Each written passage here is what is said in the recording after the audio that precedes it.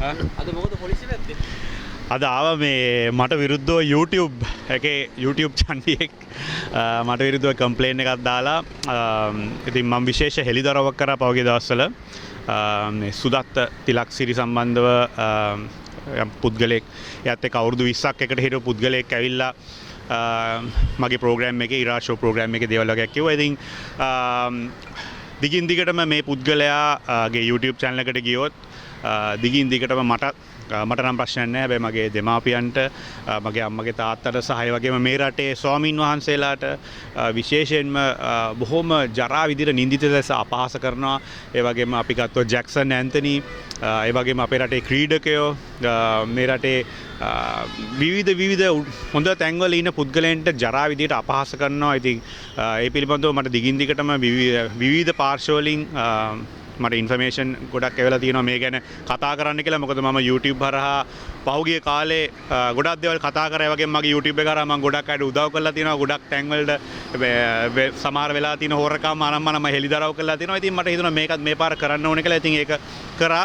සාමාන්‍යයෙන් ඉතින් මේ පුද්ගලයා මෙහෙම දේවල් එළියට ආවම සාමාන්‍යයෙන් කෑ ගහලා YouTube එකට ඇවිල්ලා ඒව පිළිබඳව රිප්ලයි කරනවා. හැබැයි මේක පිළිබඳව කිසිම උත්තරයක් නැහැ. කිසිම සද්දයක් නැහැ. ඉතින් මමත් දැන් මේ මගේ ප්‍රෝග්‍රෑම් එකේ ඔයගලන්ට බලන්න පුළුවන්. මම ඉල්ලා සිටිනවා මේ ගැන පරීක්ෂණයක් කරන්න ඕනේ. මේ ප්‍රෝග්‍රෑම් එකේ ඉතා බරපතල චෝදනා තියෙනවා මේ ප්‍රෝග්‍රෑම් එකේ.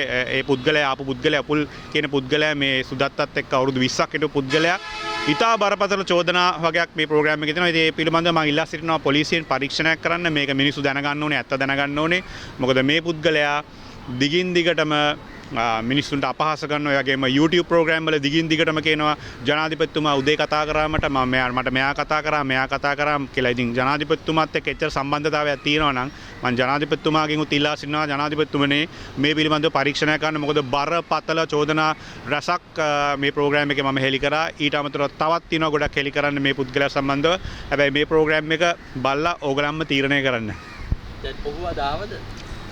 ඔහු අද ඇවිල්ලා නැහැ. ඉතින් මගේ කතාව මම කිව්වා අද ඇවිල්ලා. මම මාධ්‍ය වාර්තාකරණයක් කරේ. මම කාටවත් මේ අපහාස කරන්නවත් කාටවත් මඩක් ගහන්නවත් මේ කරේ. මම හෙළිදරව් කරේ. පුද්ගලයා දිගින් දිගටම මට කිව්වා මේ පිළිබඳව කතා කරන්න ඕනේ. මොකද මේ රටේ මේ යුද්ධයක් පවා ඉවර කරපු නායකයෝ අවුරුදු 30 අවුරුදුක යුද්ධයක් කරපු නායකයන්ට පවා ඉතා නින්දිත ලෙස මේ ඇඟිල්ල දික් කර කුණුහරුප කිය YouTube එකේ තර්ජනය කරනවා, බයිනවා, නරක වචන කිය. ඉතින් එම නිසා මම හිතුවා මේ ප්‍රෝග්‍රෑම් එක කරන්න ඕනේ කියලා. ඒක මං හිතන්නේ දැන් වෛරල් ගිහිල්ලා ගොඩක් අය කතා වෙනවා මේ පිළිබඳව. ඔව්. දැන් මේ වගේ පුද්ගල චරිතවලට අපහාස කරන එක සමාජ මාධ්‍යයට ඒ කියන්නේ YouTube නාලිකාවලට තමයි වාරණයක් නිකුත් කළ යුතු නේද?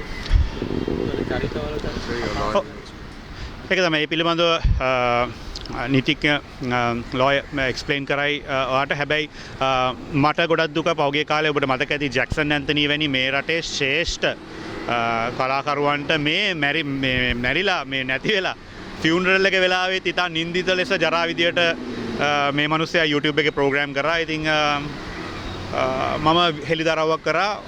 මේ රටේ ජනතාව තීරණය කරයි මොකක්ද ඇත්ත නැත්ත කියලා. ඉතින් ඒ වගේම මම ජනාධිපතිතුමාගෙන් සහ පොලිසියෙන් ඉල්ලා සිටිනවා මේ පිළිබඳව පරීක්ෂණයක් කරන්න කියලා. සහ මේක නවත්වන්න ඕනේ. මොකද දිගින් දිගටම නැත්තම් කිසිම පදනමක් නැතුව මේ විදිහට YouTube එකේ එක එකාට අපහාස කරොත් ඒක ප්‍රශ්නයක්. ඉතින් මම හිතනවා ජනාධිපතිතුමාත් මේ පිළිබඳව ක්‍රියාමාර්ගයක් ගනි ඉස්සරහට කියලා. මම නීතිඥ සුරංග පෙරේරා. අද දින මේ වැලිකඩ පොලිස් ස්ථානයට පැමිණෙන ලෙසට ඉරාජ් මහතාට දැනුම් දී තිබුණා. ඒ අනුව ඉරාජ් මහතා සමග මා අද පොලිස් ස්ථානයට පැමිණියා. පොලිස් ස්ථානයට පැමිණ මේ මාධ්‍යකරණයට ලක් කර තිබූ වීඩියෝ පටයක් සම්බන්ධයෙන් අද දින අපි ප්‍රකාශයක් ලබා දුන්නා. මේ පැමිණිල්ල සම්බන්ධයෙන් වූ නෛතික තත්ත්වය මා විසින් පොලිස් ස්ථානයේ නිලධාරීන්ට පැහැදිලි කරලා දුන්නා. විශේෂයෙන්ම මෙය දණ්ඩ නීති සංග්‍රහය ප්‍රකාරව පොලිසියට කටයුතු කිරීමේ හැකියාවක් නොමැති බවත් මේ සම්බන්ධයෙන් වූ නීතිමය තත්ත්වය දැනටමත් පැහැදිලිව පවතින බවත් අවශ්‍ය නම් එකී නීතිය ප්‍රකාරව කටයුතු කිරීමේ හැකියාවක් තිබෙන බවත් ඒ අනුව උගත් පොලිස් නිලධාරී මහත්වරු විසින් හරියාකාරයෙන් මේ තත්ත්වය තේරුම් අරගෙන අප විසින්